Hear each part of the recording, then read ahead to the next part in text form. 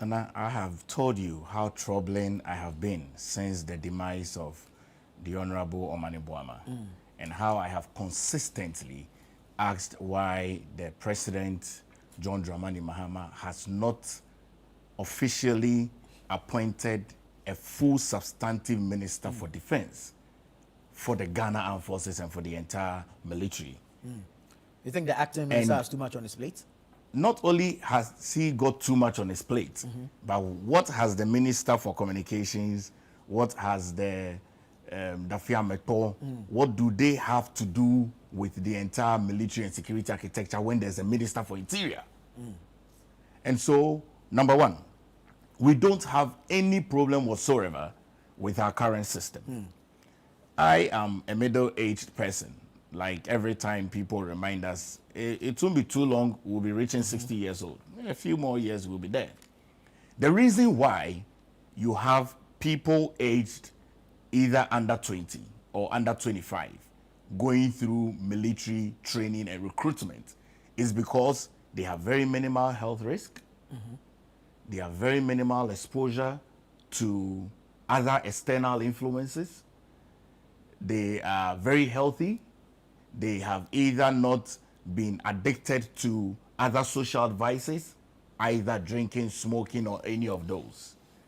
And if you pick people who are above 30, the risks are high. They either have issues with low blood pressure, high blood pressure, they have some addictions issues, they've interacted too much with society, and on and on and on and on. And the argument is extremely flawed. Extremely flawed because the reason why we have such a robust Ghana Armed Forces, the reason why we've been able to keep the borders of this country very safe, the reason why we have been able to kick against continually the threats of terrorism, the reason why we have not had our democracy toppled by a military regime, especially in this Fourth Republic, is because we have a military setup that is credible, that is integral. The reason why we are continually able to send our military on peacekeeping to Lebanon, to other countries, to secure the citizens of those countries are because we have a healthy, robust, integral military system. With the proposals that are coming, it appears as though we want to have people who are either politically aligned, and I don't want to make this a political issue because with all of my understanding and all of my studies in military recruitment and security recruitment, in the war school around the world, you are always stated that it's important that you have a microcosm of people from every background in security services, so that in event that there are chaoses of particular ethnic groups, you will be able to send people who are not particularly from that particular ethnic group into those environments to be able to ensure that there's peace and then there's calm. But clearly, somebody at Jubilee House is not doing his work well.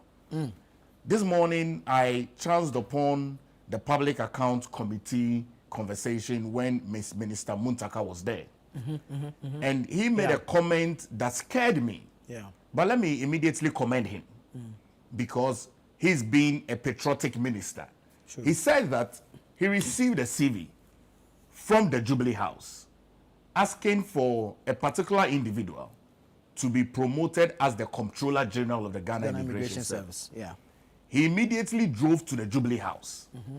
And in fact, he said he called the Comptroller and asked, what does this mean? And he explained to him that this gentleman has 5 more levels to climb before he can even become a Comptroller General. And also he was recruited as a driver. And because he is a member of the NDC, he feels that he has the right to become a Comptroller General. With the greatest of respect, I commend Minister Mutuka, but it clearly tells you the mess we find ourselves in. Somebody at Jubilee House is not doing his work well. I don't know who. But if today, President John Dramani Mahama can be in Beijing, attending a global leaders conference for women, and I have questioned why Ghana has the first female vice president, why the female vice president is not leading such a delegation. But she's in Belgium. Oh, my brother.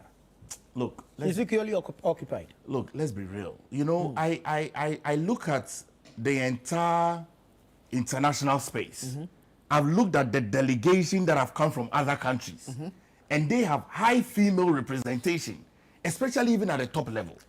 And I'm not saying that it is bad for Mahama to attend the conference, but you see, we need to position ourselves very well. Okay? Now, of course, she's in Belgium. Compare the conversations that have come from the ages of the Beijing conference when it was all about women empowerment. This is the time when Ghana, over all the years of our lives as a country, we have the first female vice president. Can you imagine what it would have been for us if she had led that government delegation? You just think about it. But that's not an issue I want to talk about.